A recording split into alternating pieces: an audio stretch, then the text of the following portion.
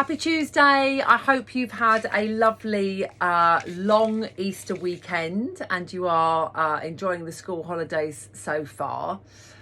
This week in our little mini series, we're going to be having a think about how to be more assertive without being bossy. And this is something that has come up just today in my client work and over in my live chat over in the Happy and Fulfilled group, which if you're not in, please come on over and join us. So there are loads of things to think about here, and there I feel like this is something that I could talk about for a really long time, just because it all feels very relevant. So I'm doing this in no particular order this week, but I'm going to start off with tone of voice, because tone of voice is something which I've talked about in so many of my videos, because it's something that can make such a huge difference to how you communicate. And when we think about tone of voice and we think about when we think about being assertive, for me personally, there are several layers to that, but the most obvious one is tone of voice. And I think people can sometimes feel that they need to have an authoritative, maybe even intentionally or unintentionally, maybe even slightly aggressive tone of voice to be assertive. And I think that comes across probably more so in parenting. I might be wrong. I know conversations with partners can get heated. I'm not talking about arguing here. I'm not talking about getting into a head-to-head, a locked horns thing. That's something different. What I'm talking about today is about being assertive and how we do that without being either aggressive or argumentative or locking heads, right? And like I said, this conversation was with my client was about how she felt like she was doing really great, and I have a full she's doing amazing work. Actually just getting that assertiveness right without sounding bossy. And to another lady that I was talking to in my group, it's about how do you do it. I think this wasn't what she said, but when we're talking about parenting, it's about how do we do it without, again, feeling like we're being bossy. It's just a really difficult, it's just so relevant. It's so relevant to all of us. Well, I've said to you all before, like my husband's always telling me I'm either shouting or nagging. And to me, I 100%, well, not 100%. Sometimes I am shouting and I am nagging. But the overwhelming majority of time, I really don't feel like I'm doing either.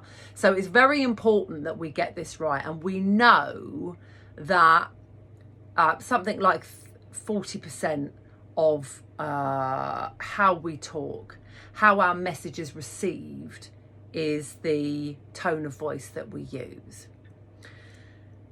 40% is a really big part. Actually, the words that we use is really small. It's like 7, and the rest of it is just body language. So really important to be aware of that for start with.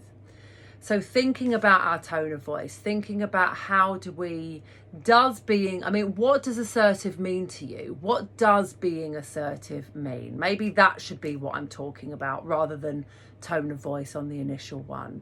Because being assertive isn't about being aggressive. It isn't about being bossy. It is about making sure that your message is received, that your message is clear, and that it is also understanding of what you want to achieve. And in doing that, making sure that your the tone of voice has to be in there for me, because tone of voice can be so misleading if you get it wrong.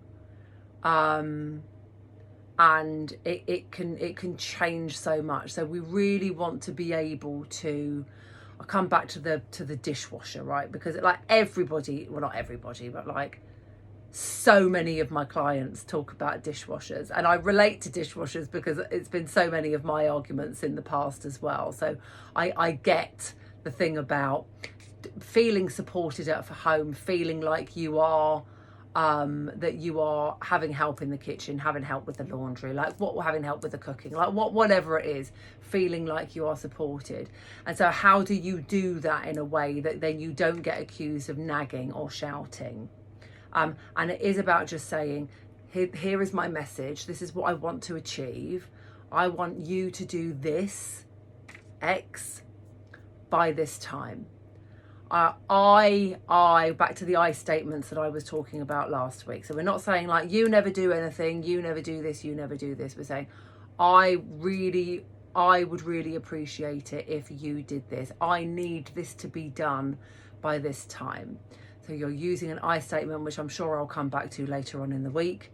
Because then it's about you and not about them. And you're using a nice, calm tone of voice that is firm, that is not in any way being either aggressive. What we don't want to do is we don't want to put our partner on the defensive, or we don't want to put our children on the defensive. We don't want to make anybody feel like we are attacking them, because that achieves nothing as far as I'm concerned. So